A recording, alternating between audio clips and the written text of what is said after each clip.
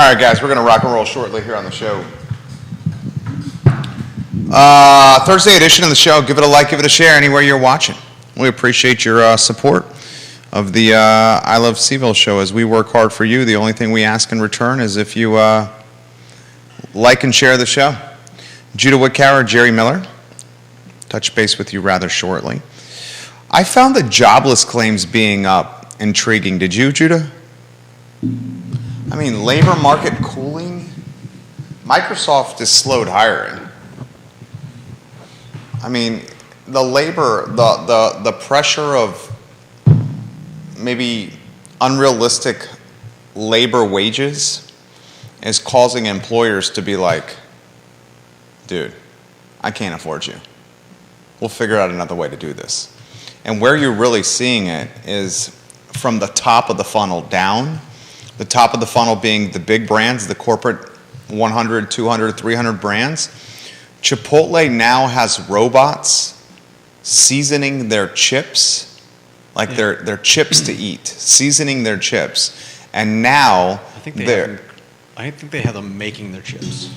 Making and seasoning. And now they're going to have, they've just invested in a company to handle portioning of orders for their customers. So get ready, giddy up. Those jobs, you know, those entry-level position jobs and the next rung up of jobs are going away. So we'll talk about that today on the program. Give the show a like and a share anywhere you're watching. We'll get rocking and rolling in T-minus 15 seconds here. Judah, I can start when you're ready. Quiet on the set.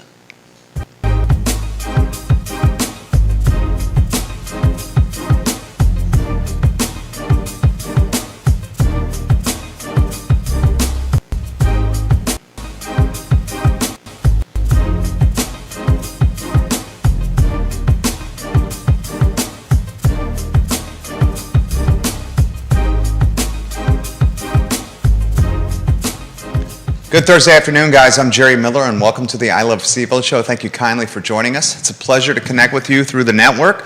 We have a Charlottesville, Central Virginia, Commonwealth, country, and worldwide audience at our disposal as we stream this show to every social media platform known to mankind. It's long-form content where you, the viewer and listener, can help shape the discussion by offering your thoughts, your comments, your perspective in the comment section of any of the social platforms you're watching the show upon. And Judah Wickower and I will relay the thoughts on air. Judah Wickower is the director. Let's go to the two-shot, Judah, if we could, and wave and say hello to your thousands of adoring fans. First, good afternoon. Second, good to see you after a fantastic interview yesterday with Sean Simmons, the CEO and founder of Greenberry's Coffee. I was struck in yesterday's interview. And for those that are watching in the show, you can catch yesterday's interview wherever you get your podcasts. The show's archived on ilovecville.com. This is what struck me of the Greenberry's interview yesterday. It's the longest running coffee roaster in Central Virginia, Charlottesville's longest running coffee brand. He's the founder and CEO. He started the company with his beautiful wife, Roxanne. When they launched the company in 1992 in Barracks Road next to Staples Barbershop, they were told by many in the community that a business that strictly sold elevated or boutique coffee would never make it. Within the first year, he had to change the hinges on the front door of the shop twice because so many customers were going in and out of the location. And now Judah, a vertically integrated behemoth with locations in Japan, Saudi Arabia, up and down the eastern seaboard. He roasts his own coffee. Yep. He's got nitro coffee sold in convenience stores. I mean, darn, this is as big a success story in Charlottesville and Central Virginia as any, if you think about it. Yeah. What other name brands are coming out of Charlottesville and spreading their brand across the world? Yeah, to Japan, to Saudi Arabia, and he's looking to expand across the pond into Europe as well. I mean, this is a success story. And they've made it through the pandemic, and I was really impressed with his straightforwardness when he talked about the PPP money, that it was incredibly beneficial. He talked about furloughing 90% of his staff. I mean, as a CEO of a local business, I mean, it's one thing if you're Zuckerberg, it's one thing if you're like Elon Musk or Jamie Dimon, the finance wizard. Furloughing staff when you don't know them and you're a Fortune 100, 200, 300, 500 company, I would imagine it's going to be a tad easier than furloughing the people that you're interacting with in person, hand delivering paychecks in person, and seeing them in the hallway of the headquarters of the shop that you're working in. Definitely. And that's what he did. I mean, that's what he did. The Greenberries interview, guys, was fantastic. Your opportunity to become an owner of Greenberries through startengine.com/coffee. So some topics I want to cover on today's show. Lloyd Snook, the mayor of the city of Charlottesville, friend of the program, his firm, law firm, about 20, did we agree on a distance? Our studio to Mayor Snook's law firm, how many feet do you say that is? 50? We're 50 feet away? Yeah, it's within 50 feet. 50 feet, his law firm. He says that there's going to be no August 12th Unity Days party plans for A12 in this community. He attributes it to a lack of staff, a lack of planning, a lack of security, and COVID in this community. So the party called Unity Days is not going to happen. It's the five-year anniversary of A12. Earlier in the week, I posed this question to everyone after having the question posed to me by the Queen of Jack Jewett, Carol Thorpe. Why have we not heard a plan of safety from our local officials for the 5-year anniversary of August 12th, 2017? We are now, my friends, 1, 2, 3, 4, 5, 6, 7, 8, 9, 10, 11, 12, 13, 14, 15, 16, 17, 18, 19, 20, 21, 22 days. That's 3 weeks from the darkest, most infamous day in Charlottesville history. I wouldn't say the darkest. You would say there was a day darker than A12? I would say when Vinegar Hill got raised, that was certainly darker than what, I mean, it was. I'll give you that. 3 people died, still tragically, on August 12th, but. I'll give you that. Do you agree with Judah? I'm going to agree with Judah there. Vinegar Hill, when the black neighborhood, African-American neighborhood, Vinegar Hill, see if you can pull up the Wikipedia page for Vinegar Hill. It might be on Sevillepedia. If you just Google Vinegar Hill, you could relay some facts to us if you could. What is in your opinion, what is a darker, more infamous, more nasty to the history and legacy, reputation, the brand that is Charlottesville day? A12 2017, or when Vinegar Hill was raised and destroyed in the era, in the idea of urban renewal, a neighborhood of black businesses, homes, and churches destroyed by Staples Office Supply, where Staples Office Supply is currently located, where Laura Fonder's restaurant is currently located. That day, I would say, I would agree with you. You got some facts for us on that? Give us some facts. In 1960, Charlottesville voters approved a referendum authorizing the redevelopment. Unfortunately, a poll tax prevented many of the neighborhood's residents from participating in the vote. Let's see, I think I need to turn. In 1965, the entire neighborhood was raised as part of urban renewal, Vinegar Hill. The plan was initiated in the 50s. By a margin of 36 votes, the city of Charlottesville voted to destroy Vinegar Hill in a referendum. 36 votes was the margin that determined Charlottesville's black neighborhood's destruction. That's crazy. 500 displaced residents, and a lot of them ended up having to move into a public housing project. 1 church, 30 businesses, and 158 families were displaced, almost all African Americans. Yeah. Many of them were moved to the West Haven Public Housing Complex. Families who had lived in standalone, single-family detached houses now resided in multi-family complexes called public housing, Judah. Yeah, I I mean- would say that this hands down beats August 12th. This beats August 12th. August 12th does not compare to this. No, not even close. This August 12th, 2017 will characterize as safely in the top 5.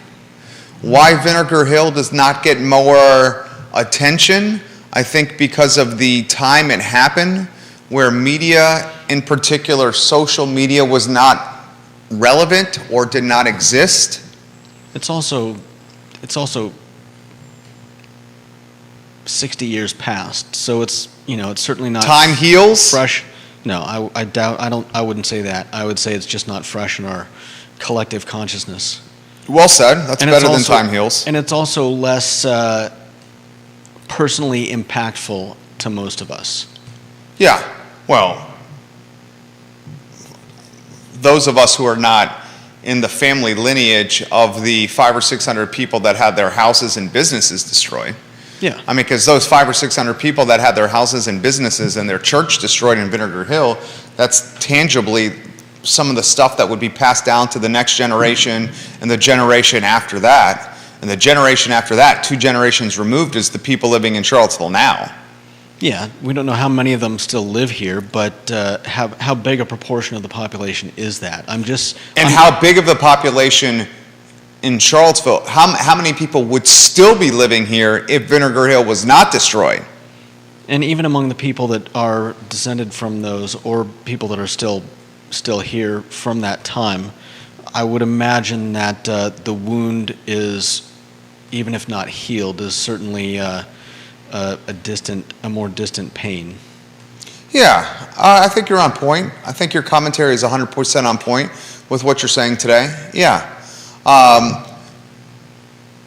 Is it odd to you? Do you find it odd that Vinegar Hill and the destruction of this black neighborhood is not more memorialized or commemorized? What's the word? Memorialized, commemorated. Commemorated? I mean, why is there not? I mean, think about it. What highlights the history of this in this community? You go to Tavern and Grocery. You know Tavern and Grocery? We created that logo. Annie McClure once owned it. Now Ashley Sieg owns Tavern and Grocery. Also Lost Saint, the cocktail bar in the basement. It was Inge's grocery store. There's a plaque on the side of Tavern and Grocery, a landmark plaque that memorializes a black grocery store. But if you guys think about this, and this is a good topic. Neither Judah nor I planned for this to be the topic of today's show. Just shows you the beautiful nature of long-form content, that we can go in any direction we want. I would say Charlottesville prides itself in history. We're home to Thomas Jefferson, Monticello, the University of Virginia. When a community is such rich in presidential and U.S. history, you can say the community prides itself in memorializing things and recognizing events from the past. Does it not surprise and/or shock you that the destruction of a black neighborhood in 1965, I mean, we're talking 35, 57 years ago, is not really a blip on any historical radar in Charlottesville? It does surprise me. Can you think of any place that's been memorialized? You're asking the wrong person. Any viewer and listener, is Vinegar Hill memorialized in any capacity in Charlottesville in a yearly basis? Besides the name of a theater? Besides the name of a theater? I mean, is that the extent of the memorialization? That's all that I know about. That's what I'm saying. Are people not surprised by this? I'm a little surprised, but it requires somebody to actively seek out something. It requires an artist or artists to actively create something. And I would imagine it requires city council's approval for all of that, not to mention you need a space for it and someone to pay for it. I mean, we want to highlight, we want to create a foundation for diversity, inclusion, equity, and racial fairness and parity. We're committed to doing this. At least on paper, the city's committed to doing this. Yet, there's no initiative put in play by the city for the 5-year anniversary of 8/12. I mean, There's no initiative put in play from the city explaining any kind of security measures on the 5-year anniversary of 8/12. No Unity Day celebration for the 5-year anniversary of 8/12. And there's no recognition of the Vinegar Hill destruction from 50 plus years ago. It's one thing to talk the talk, and it's another thing to walk the walk. Are they walking the walk? I don't think that's for us to decide. I mean, I know, are you speaking specifically about city council, or are you speaking about the Charlottesville in broader generality? All the above, right? All the above. All the above. I'm not really surprised. I mean, for most of us, our daily lives take You're up... not surprised why?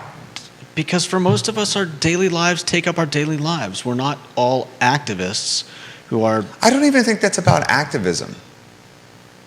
Which part? Memorializing Vinegar Hill. Or Okay. anniversary celebration of 8/12. I don't even think that's activism. I think that's synonymous or equivalent with the Dogwood Parade. I think it's synonymous. What is the Dogwood Parade? The Dogwood Parade is a parade that goes up and down Market Street, right here, Does down onto Preston. Yeah, it's a fantastic parade. I don't I think watch it outside the studio. ever seen it? Well, on the weekend, you, my friend, enjoy sleeping in. When you have a 4-year-old like my wife and I, you wake up when the roosters wake, 5:30 in the morning. Our son, our 4-year-old, is essentially a rooster that wakes up when the sun rises. Saturday and Sunday, you like to wake up around what, lunchtime over there? I go to church every Sunday morning, so, but I don't remember ever even hearing about a parade in Charlottesville. There's a parade in Charlottesville every year. It's called the Dogwood Parade. It goes right down Market Street, right in front of our building, right here. You want to have a fantastic Dogwood Parade experience? You go to the second floor of our building here in the Macklin building. You stand on the balcony.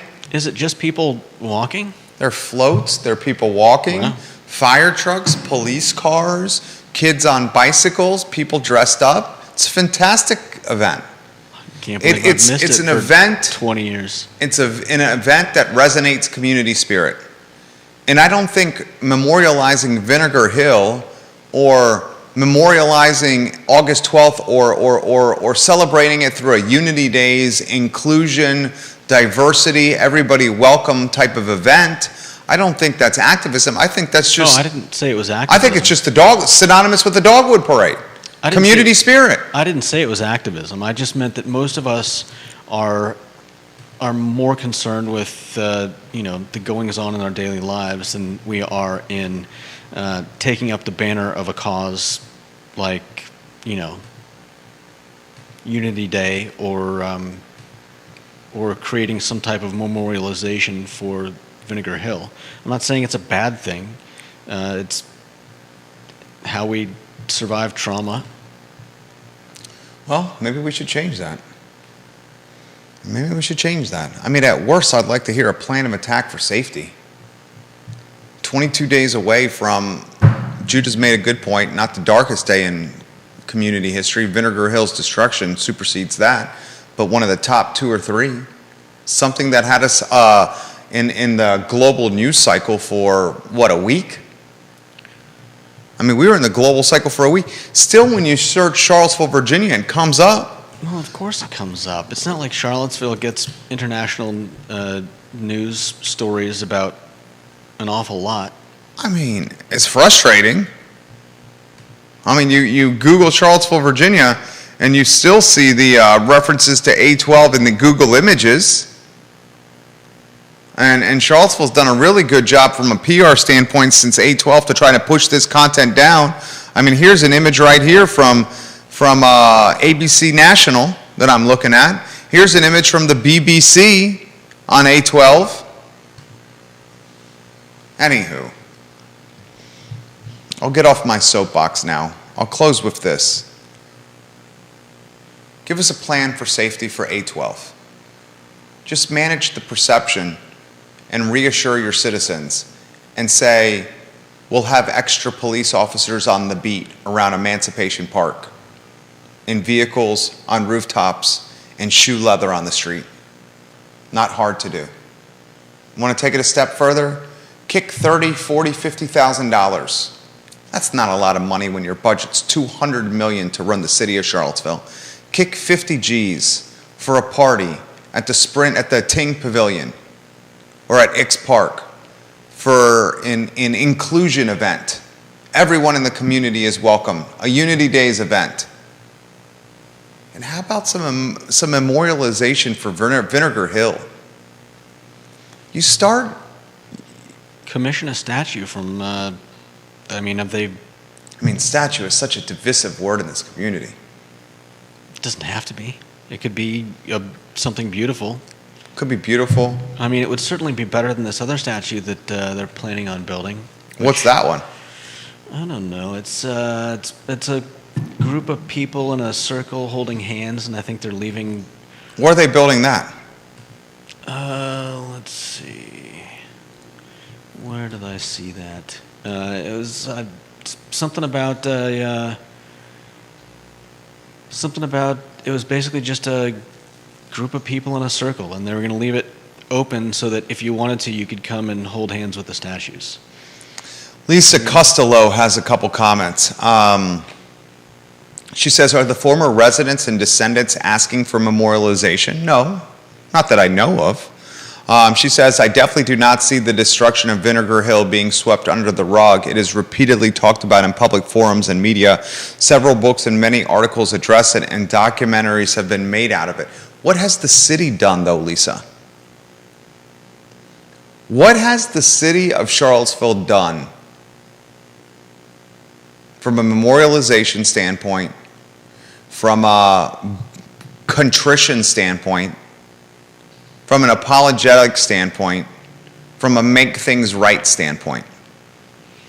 Again, if nobody's calling for any of that, I don't know why that Charlottesville would. I would imagine the African American community in the city of Charlottesville and the urban ring and in Albemarle County would like to call attention to what happened. I mean, I didn't know this. Did you know this? 36 votes determine the destruction of Vinegar Hill. It was a referendum, and that referendum passed by 36 votes. Think about that. That's the slimmest of margins. And if they'd let the inhabitants, the people living there, have a vote, I'm sure it would have been voted down. Right. Anywho, all right, next topic. This is one I found intriguing. What did you make of the topic? Jobless claims. These are people looking for unemployment money, filing for unemployment. Jobless claims for the week ending July 16th were up 7,000 from the previous week, with initial claims totaling 251,000 people. This is the highest weekly level of jobless claims, people filing for unemployment, since the middle of November of 2021. It's undoubtedly an indication that the labor market is the tight labor market is slowing, cooling, as employers struggle to pay employees asking for more and more money during inflationary periods. Dude, there's starting to be... What do you make of the jobless claims first? And then I'll give you my take. You go first.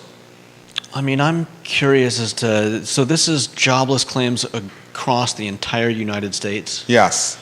I mean, I'd love to have more statistics. Like, what is the percentage of jobless claims currently to actual workers in the market? Like, is that 10%? Is it 2%? That's a tough number to tell. It's like a rise of 7,000 doesn't seem like a very large number when you've got as many people in the United States as you do. But Well, it's the highest level of jobless claims since November of last year. Total unemployed people in the United States right now estimated to be 5.9 million in June, and the unemployment rate in June was just under 4%. The amount of folks that are unemployed, or the unemployment rate, to put in perspective, in May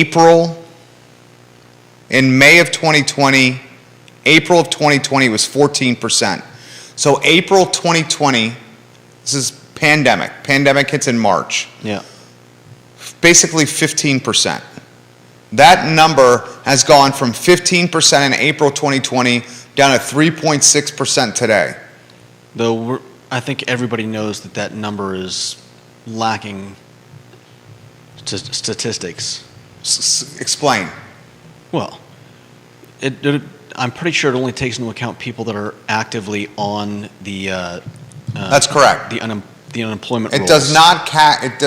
It is not a good reflection of people who are underemployed, and Or- being underemployed. Or women who have left the market to care for families. Exactly.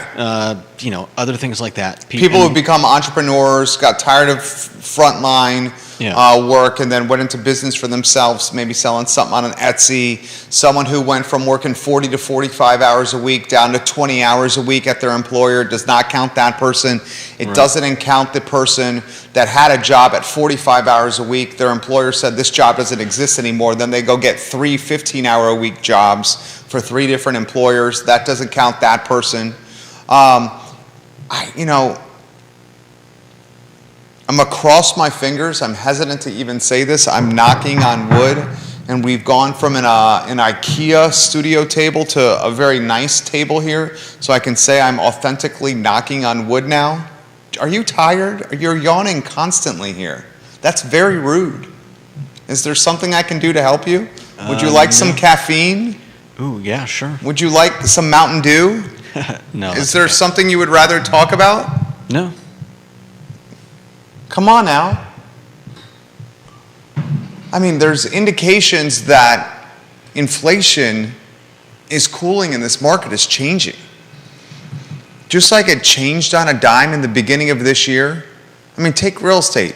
You slap something on the MLS, and then by the end of the weekend you had 15 offers. Now that's not the case. The market changed on a dime. Is the market changing on a dime right now? Commodities are dropping. Gas, there's gas below $4 in this area. I know. The last time I got gas, in fact, just the other day, it was, I think it was around, I can't remember if it was in the 380s or the 390s, but it was definitely below $4. They're saying Labor Day is going to be the lowest cost gas in years for this country. In years? In years, because demand is so low for travel that gas on Labor Day is going to be some of the most affordable gas. Now, nothing is going to be lower than Labor Day of 2020 during the pandemic. I mean, you could buy barrels of WTI. Mm-hmm. They were paying you to take barrels of WTI away from them.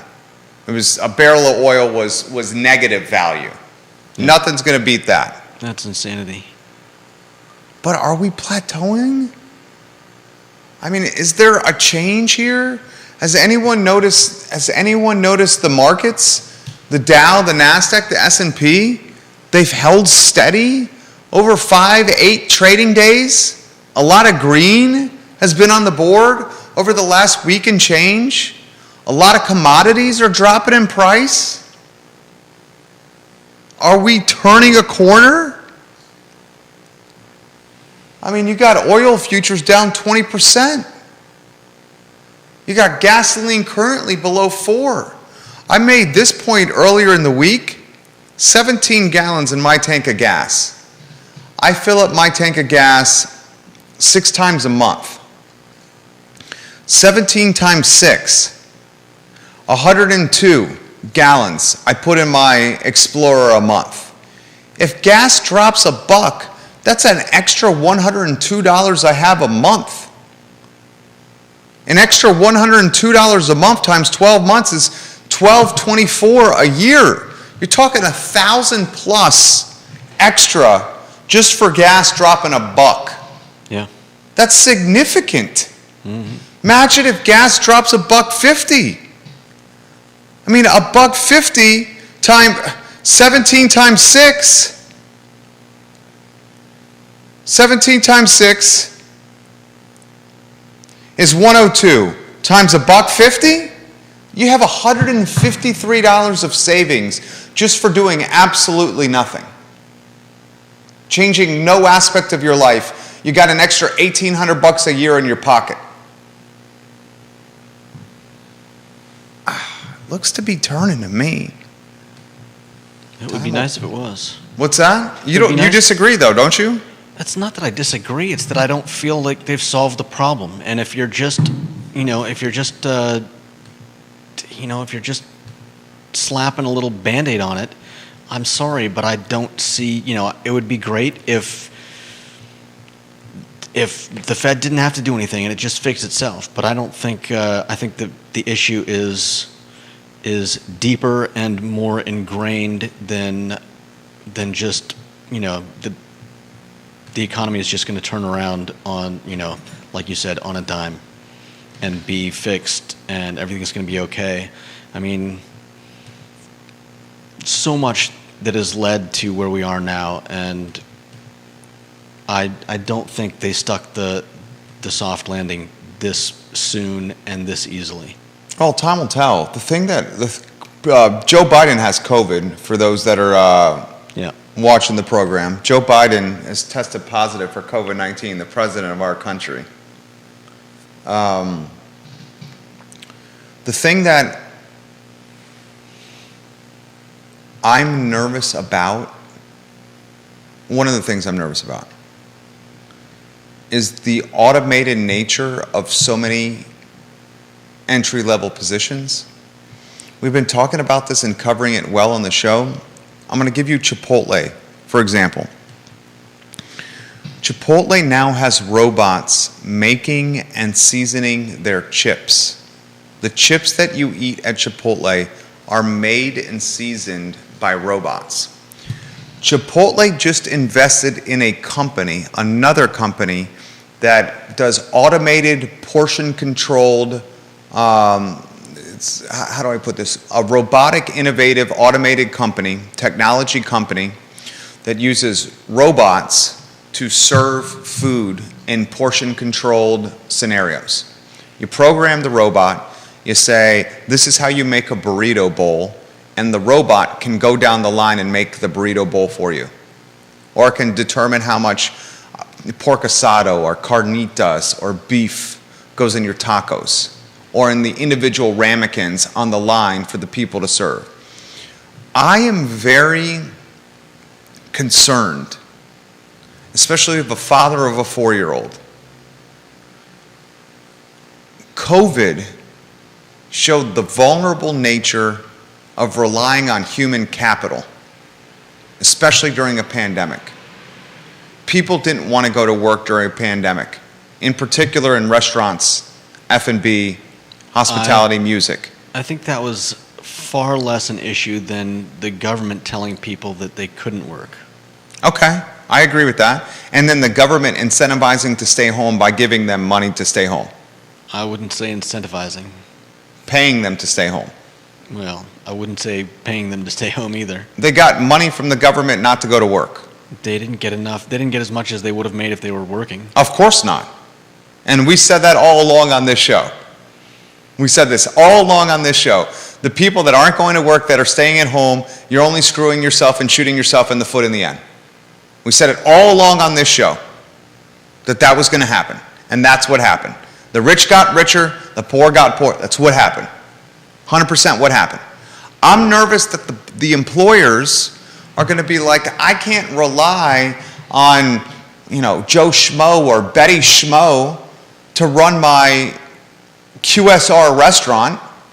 I'm just going to invest in the robots, take these jobs away, and then this entry-level position, and then the promotion right above it, the shift supervisor. Is there going to be a shift supervisor of robots? If you're Chipotle and you have a line of ingredients, you've been to Chipotle. You know, I don't know if I actually have been. You've never been to Chipotle?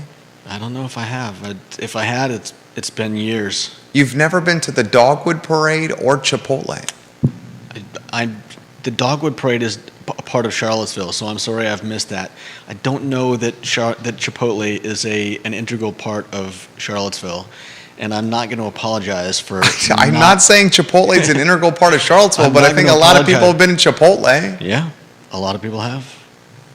Do you know the setup at Chipotle? I know the basics, yeah. You go through a line.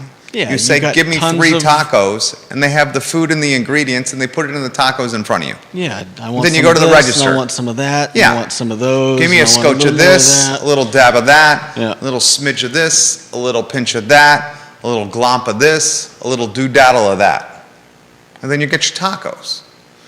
But is Chipotle going to need a shift supervisor if the folks on the line are robots? It's certainly going to need someone that knows how to fix robots. So you see what I'm saying? The entry-level position at Chipotle is working the line, stuffing the tacos with ingredients.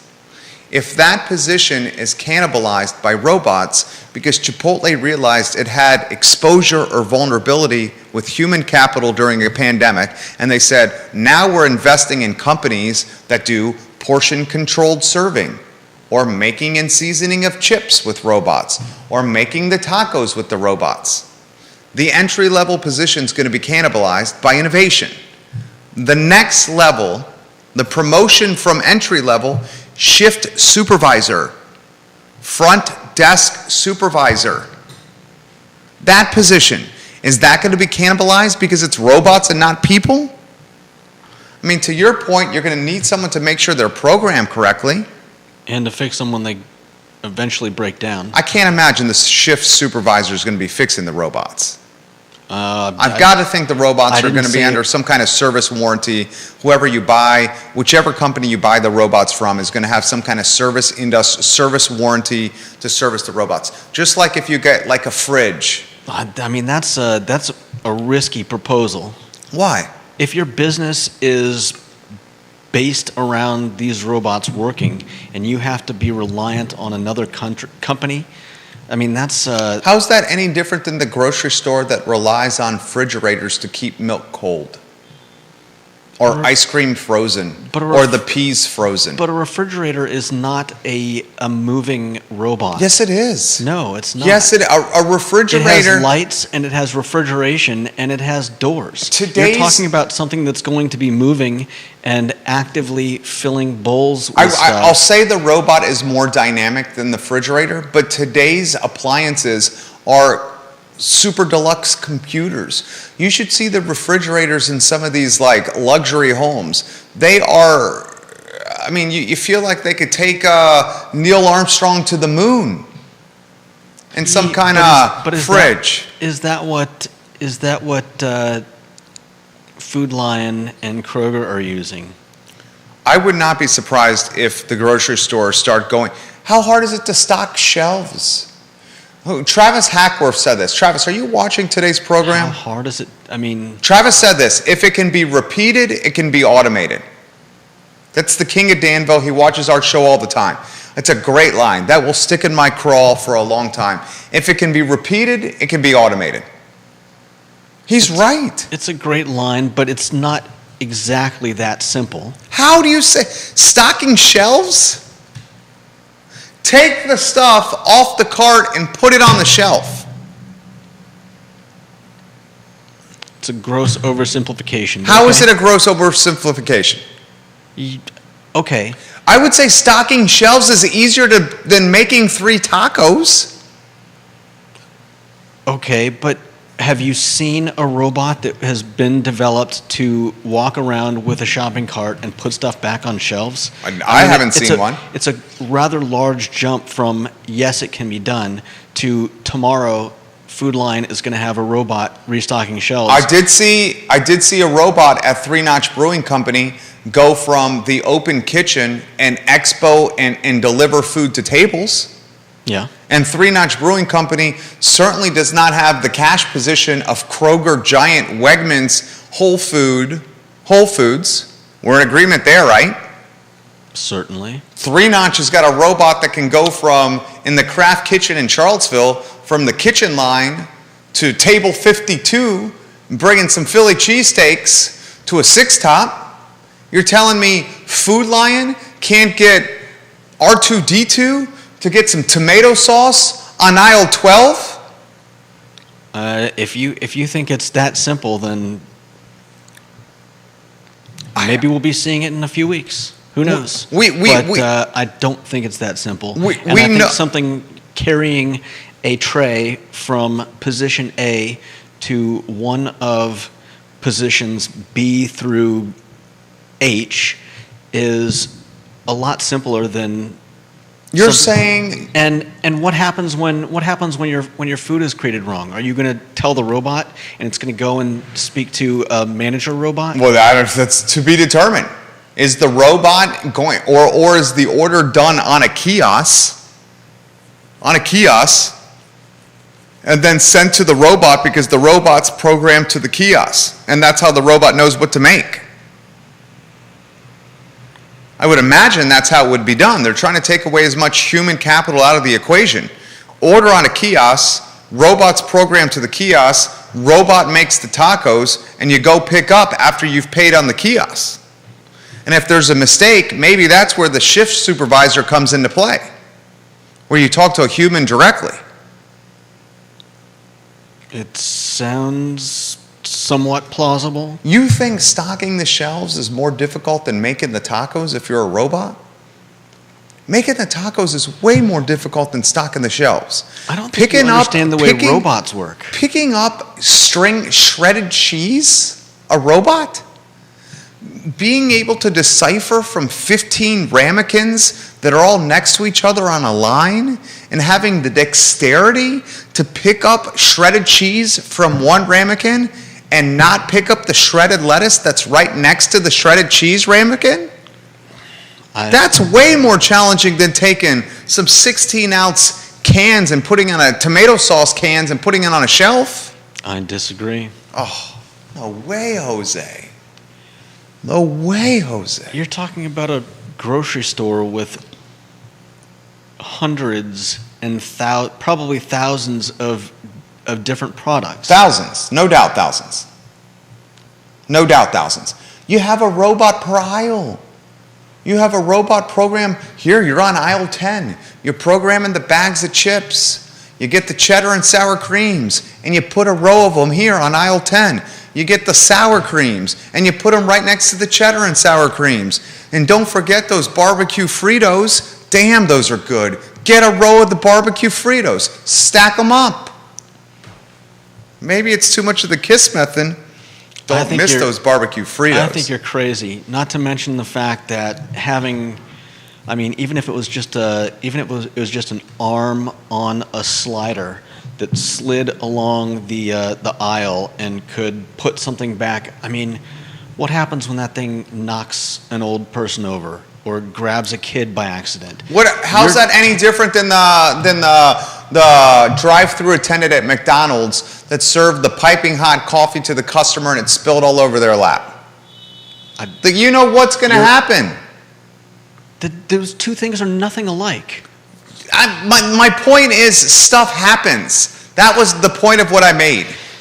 SHIT happens. It's going to happen. Yes, an old person's going to get knocked over by R2-D2 in aisle 10 when he's stacking the barbecue Fritos. Of course that's going to happen. All right. That's definitely going to happen. I can assure you, old people in aisle 10 have been knocked over by human shelf stockers too. You don't think someone's gotten knocked over by a human shelf stocker? I mean, you make a compelling argument, Jerry. Philip Dow watching the program. We've dubbed him Judah, the King of Scottsville.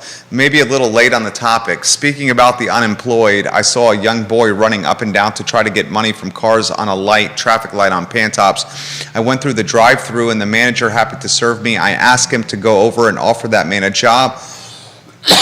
He replied, I took him over an application for an employment twice, and each time he ripped up the application. Who are these people? I'm sure he really doesn't need the money. A lot of those people make more money than someone working in a McDonald's. Yeah, lower tier job. That's unfortunate. But Judah Wickower is exactly right. Panhandling often is going to generate more income than an entry-level position at McDonald's. Lisa Costello, as far as public safety on the anniversary of August 12th is concerned, shelter at home is what the public is usually advised to do if there's an active shooter in the community. No one was hurt on A12 who stayed at home. If people with differing views are determined to protest within 5 feet of one another and scream in each other's face, the situation can escalate. Yeah. I don't. That is a great point, and a point that I too often see ignored, is the fact that there were two groups Okay, I'm listening. on August 12th. Keep going. What's your point? Well, for instance, there's something in the Daily Progress talking about no money, no planning, pulls plug on Unity Days, and there's a line in here where they say they're talking about Unity Days, and they say the event commemorated the anniversary of the deadly white supremacist violence that occurred 2 years prior, and they're talking about the first Unity Days in 2019. And that's just, does anyone not see that as, what's the word I'm looking for, mentally, intellectually dishonest? How so? Deadly white supremacist violence? How would you describe it? Have you looked at pictures of the day?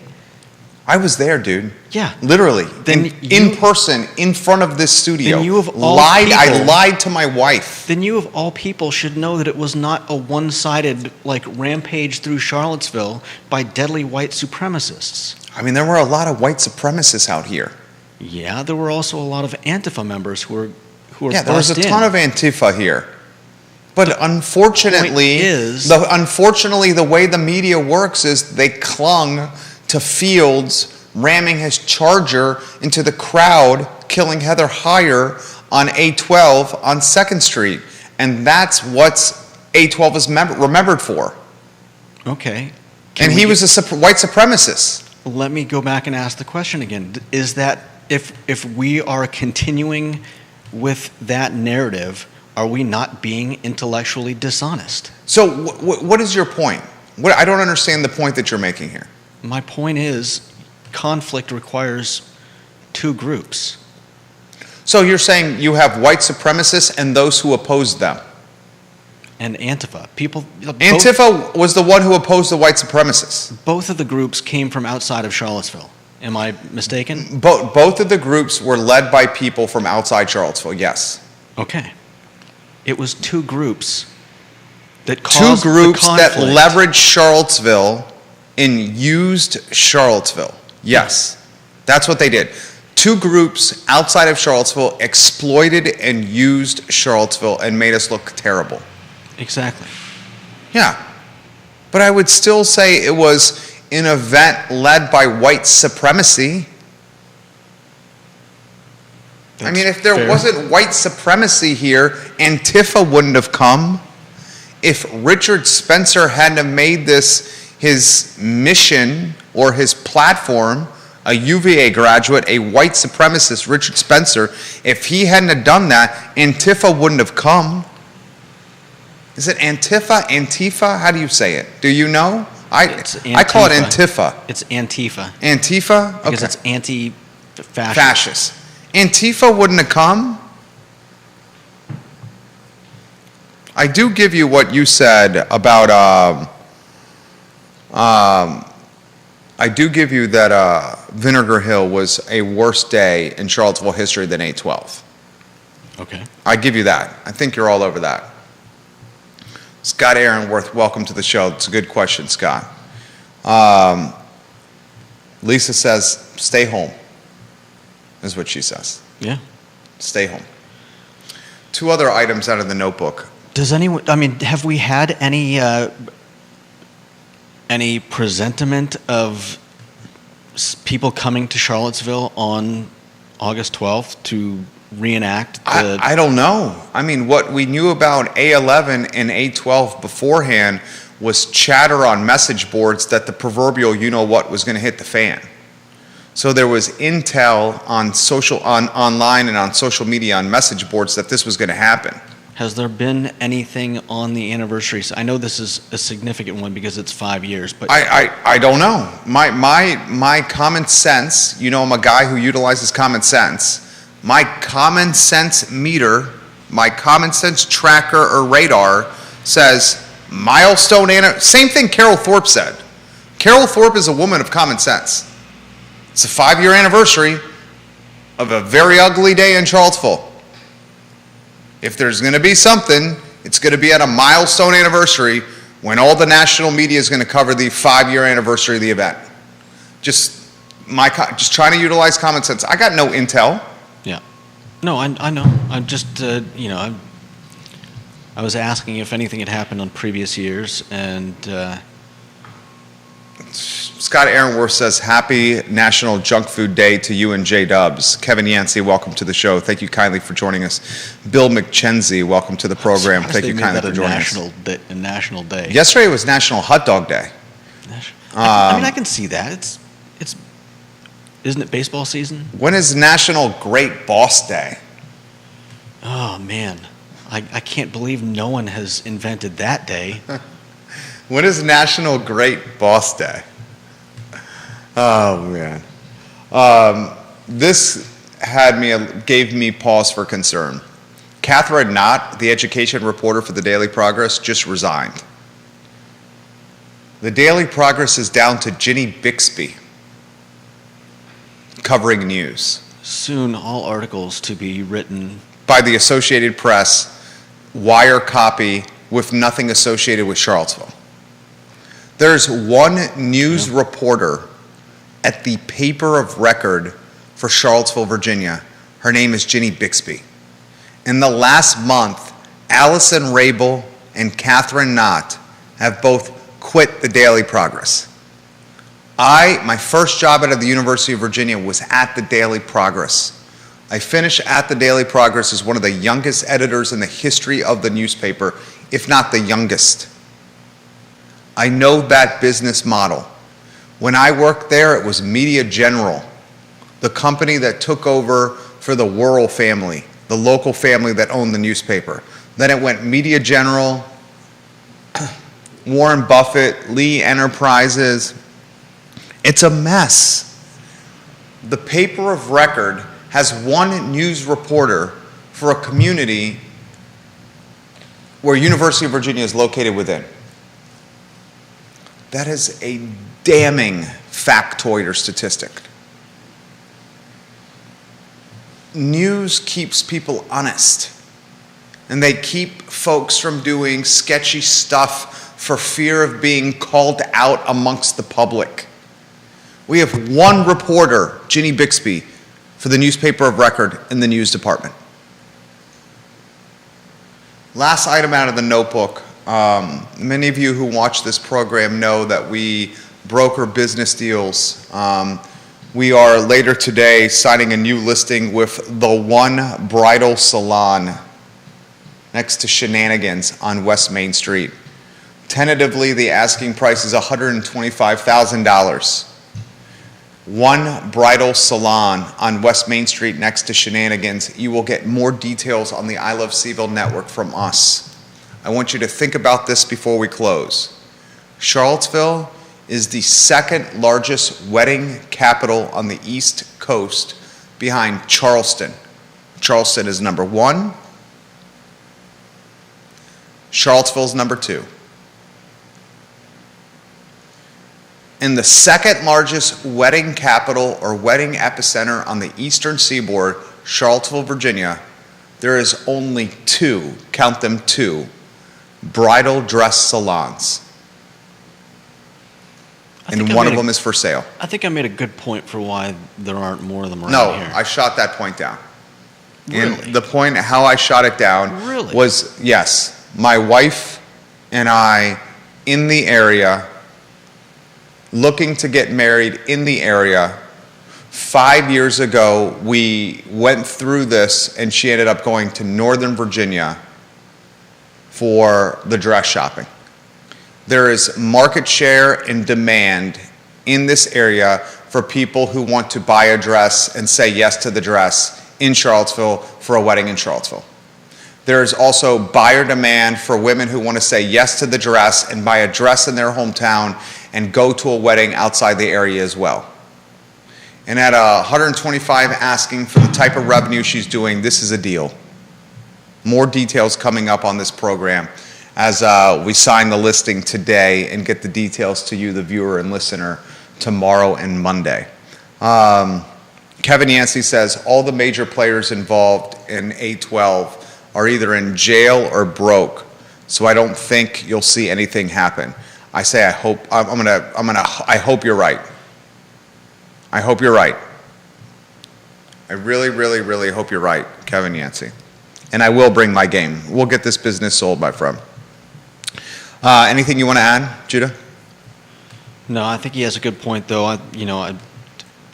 Organizing a bunch of people to come to Charlottesville and cause trouble, I think would alert somebody out there.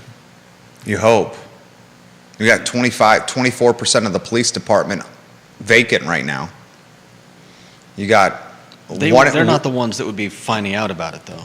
I mean, who would find out about it?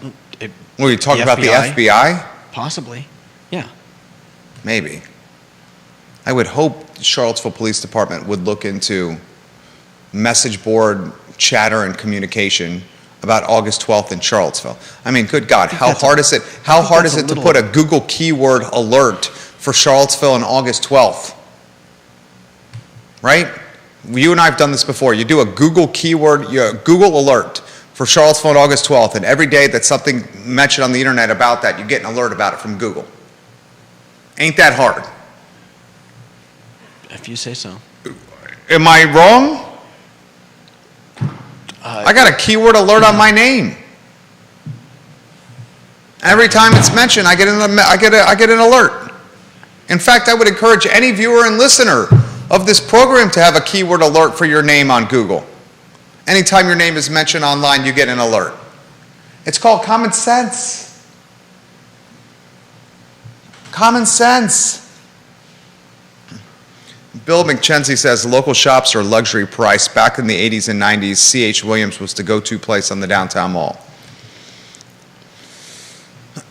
All right, I mentioned this to everybody watching the program earlier in the week. Scott, have you watched The Bear yet on Hulu? Watch The Bear on Hulu. If you don't want to sign up for a monthly subscription, you can get a 30-day free trial of Hulu with an email account. It's 8 episodes. It's dynamite. Sign up for a 30-day free trial with Hulu and watch The Bear on Hulu. It showcases back of the house and restaurant life at a place called The Beef in Chicago, a sandwich shop, a deli in the Windy City. The show is dynamite. It's dynamite. It stars Lip from Shameless on Showtime.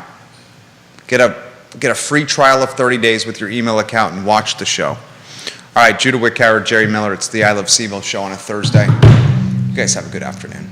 Take care.